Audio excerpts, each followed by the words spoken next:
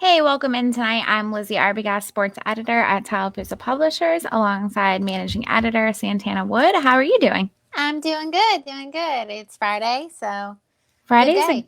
yeah. Is it really that much different though? Because you don't ever Not leave your house. not really, but I can act excited anyway. So That's true. Okay, well, we'll be excited for you since it's Friday. So obviously, we do want to dig in and talk about our latest coronavirus news for this evening. Got a lot of good stuff. Well, good and bad stuff, depending on how you look at it, to give you guys tonight. First, we want to thank our sponsor, Russell Medical Wound Care and Hyperbaric Medicine. Obviously, they have been so gracious to support us, and we appreciate them as well as the support of our community. yeah, definitely appreciate our sponsor and everyone for tuning in tonight. The biggest news of the day, is that Lieutenant Governor Will Ainsworth made an announcement this morning, which was a recommendation to immediately open certain businesses. And this really encompasses a lot of businesses. But right now, it's just a recommendation. And Governor Ivey has said that, she is still working on finalizing that sort of plan to reopen the economy in the state. So right now, still under stay-at-home order, but that recommendation is out there. Yeah, and she has stated recently that she would be making a definite plan by April 28th. So I think that obviously by that date, we'll know a little bit more. It's still hard to tell if she will take those recommendations into consideration. Obviously, here at the Outlook, we've talked a lot about the need to stay home, the need to follow guidelines, all those kinds of things. So it's a little bit unnerving, I guess you could say, the idea of businesses reopening. Obviously, the local economy is struggling, and the economy across the state, but it's still, those numbers are rising. So it's hard to tell if that would be a good decision or not. Yeah, I think a lot of people have, different opinions of that, but, my thought process is that the stay-at-home order is supposed to be through the end of the month. I personally believe we should stick to it until then, but we'll just have to see what unravels. But it would be those retail businesses, restaurants, close contact services, even that the lieutenant governor is recommending that would open immediately. So we will just see. Yeah, he has said that there would still be guidelines in place, capacity would still be down, things like that.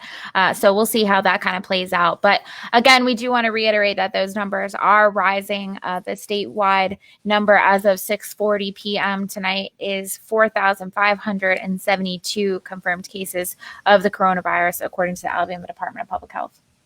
Yes. So locally, we still have 160 cases, not much of a change there. But we do now have 9 reported deaths in Tallapoosa County. And the 5th death due to COVID-19 was added today.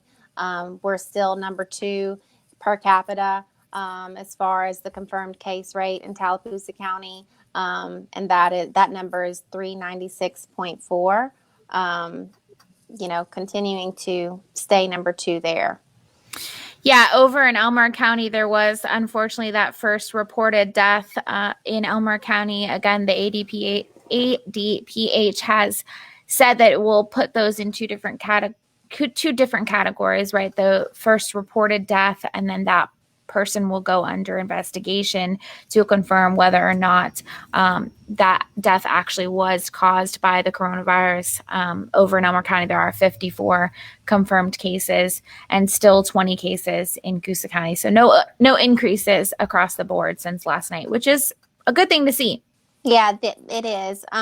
They did update the testing number, 37,848 tests across the state, 60 in Coosa County, 722 total tested in Elmore County, 519 tested in Tallapoosa County. So those did get a little bit of an update. 151 reported deaths across the state, still 96 who have been confirmed to have died from the illness.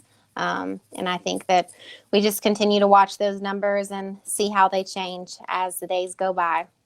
Yeah, obviously it's encouraging to see those numbers going down, but I always saw kind of a meme on Facebook about the recommendation by Ainsworth that basically said, opening things back up right now is like those people who stop taking their antibiotics once they start feeling better. That's not really the purpose. Like, we want to see serious decreases. And even though our numbers are, the increases aren't as high or haven't been the last 2 days, we're not seeing decreases, obviously. So it's important to keep that in mind. Depending on what those recommendations, how they are handled by Governor Kay Ivey and how you'll handle them personally. So we are going to take a quick break and hear from our sponsor, and then we'll be back to talk about some local news. At Russell Medical Wound Care and Hyperbaric Medicine, we want you to know we're open. We take COVID-19 seriously and have put precautions in place for the safety and health of our patients. Don't delay treatment. Wound duration lasting more than 30 days is less likely to heal naturally. We treat all types of wounds, cuts, and burns, so intervene early. Wound care is critical. Call us today.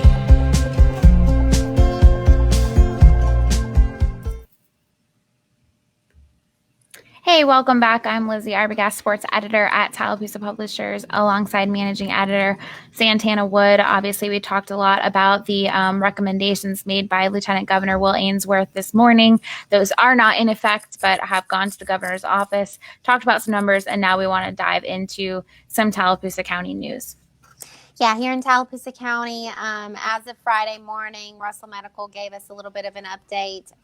They have tested 587 people to date, with 113 of those being positive, and they are still pending results on 26 of those tests. Marketing Director Susan Foy said that tests are coming back more quickly, kind of got that backlog cleared, and the turnaround time is now 24 to 48 hours.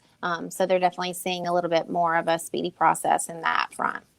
Yeah, and that's good to see also that those numbers are seemingly more reflective of what the ADPH is reporting. You know, we have had a lot of questions about that, and obviously Russell Medical doesn't solely serve Tallapoosa County residents, but that's their main client base, if you will. But those numbers are becoming a little bit more similar, with 519, according to the Department of Public Health, being tested in Tallapoosa County. Also in Tallapoosa County, officials are launching an investigation into Bill Nichols State Veterans Home after the Alabama Department of Veterans Affairs asked for answers to the recent high numbers of veterans and staff who tested positive for COVID-19.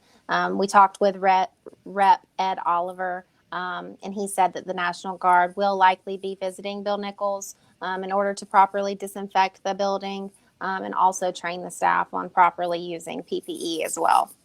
Yeah, I think that's probably a good thing. You know, at this point, this is so new to everybody. You know, it's probably they maybe didn't do something correctly, but I'm certain it wasn't malicious. It's not that the employees want veterans to be getting the coronavirus, and even a lot of veterans confirmed got positive test results.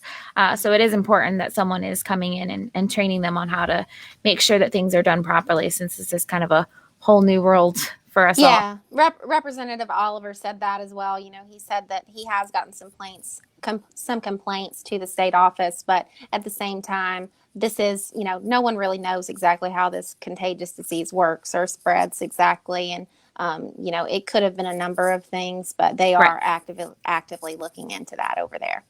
Yeah, so over in Elmore County, the Emergency Management Agency is using 3D printers to manufacture respiratory masks to donate to first responders. So that's kind of interesting. Yeah, that was really cool to see. You know, they said that, you know, this is for first responders and other employees who are really essential right now. And his department, EMA director Keith Barnett's department at EMA did say that they spent less than $3,000 on these 5 printers and the materials in order to print the masks, and that these are not quite the N95 mask, but these are kind of an in-between for those first responders and other people who really need them, and also a cheaper option and way to make it locally in-house as well. Yeah, so that's really cool to see. You can see a story about that on the Wetumpka Herald website in the coming days.